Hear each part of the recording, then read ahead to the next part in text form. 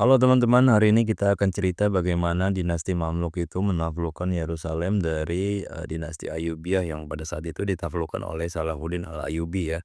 Nah, Mamluk ini berasal dari budak militer sebenarnya, yaitu pada masuk wilayah Turki dan Kaukasus ya, yang kemudian merebut kekuasaan di Mesir. Jadi mereka ini menggulingkan dinasti Ayyubiyah pada tahun 1250 Masehi dan menjadikan Kairo itu sebagai pusat pemerintahan, dan Mamluk ini terkenal sebagai benteng dunia Islam melawan Mongol dan tentara Salib.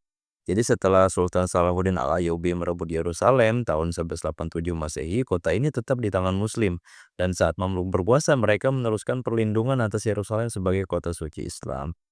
Kebijakan utama mereka adalah memperkuat identitas Islam di Yerusalem ya. Jadi Masjid Al-Aqsa dan Kubah Batu itu, Kubah As-Sakro itu terus dipelihara, dan banyak madrasah, zawiyah, dan ribat ini penginapan haji dibangun. Yerusalem jadi pusat ilmu dengan hadirnya ulama besar. Kemudian juga jalur haji dari Damaskus ke Mekah itu melewati Yerusalem, dan Mamluk menjadikan Yerusalem itu sebagai kota transit jemaah haji.